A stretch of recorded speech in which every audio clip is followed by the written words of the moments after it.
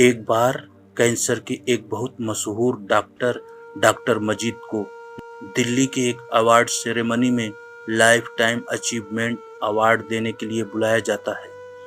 इस अवार्ड को लेकर डॉक्टर मजीद ही नहीं, पूरा लखनऊ शहर बहुत उत्साहित था, क्योंकि डॉक्टर साहब न सिर्फ एक काबिल डॉक्टर थे बल्कि एक बहुत नेक दिल इंसान भी थे।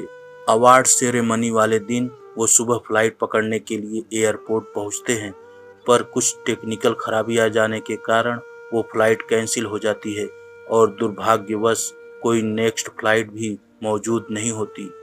डॉक्टर मजीद सोचते हैं, चलो कोई बात नहीं, सेरेमनी तो शाम को है और लखनऊ से दिल्ली 6-7 घंटे का ही रास्ता है, चलो टैक्सी से ही निकल लेते हैं।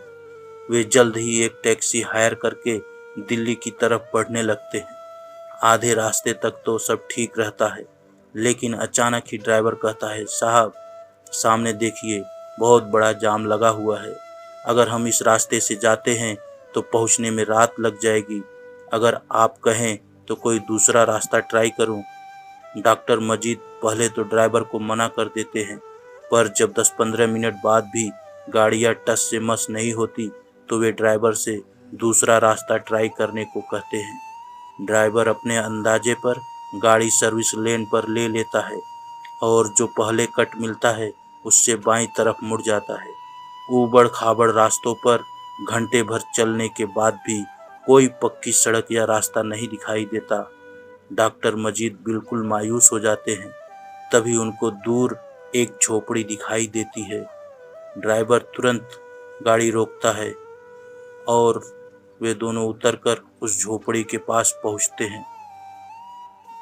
अरे कोई है, ड्राइवर जोर से पुकारता है।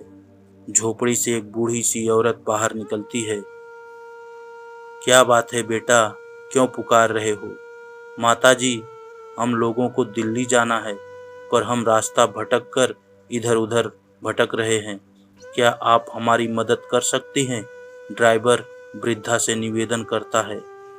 बिल्कुल मदद करूंगी बेटा, पहले आप लोग अंदर आकर पानी तो पी लो।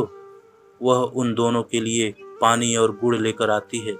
डॉक्टर मजीद उस गरीब की आव भाव से खुश हो जाते हैं और पूछते हैं, आप यहाँ अकेली रहती हैं क्या? नहीं नहीं, मेरा पोता भी मेरे साथ रहता है। बेचारे के माता पिता बचपन में ही मर गए थे, तब से मैं ही इसका ख्याल रखती हूँ।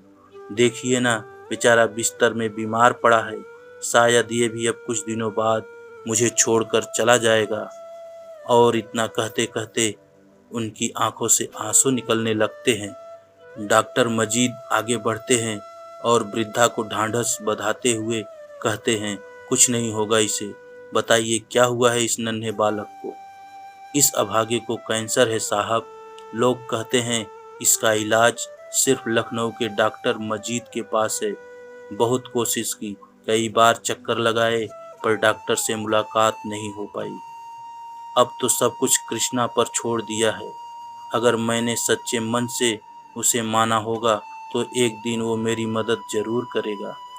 इतना सुनते ही डॉक्टर मजीद का गला रूंध गया, आंखों में नमी आ गई। वे पूरे दिन के घटनाक्रम को सोचने लगे कि कैसे बुढ़िया का यकीन हकीकत बन गया, कैसे उस ऊपर वाले ने अपने बंदे के उन्हें यहाँ भेजा।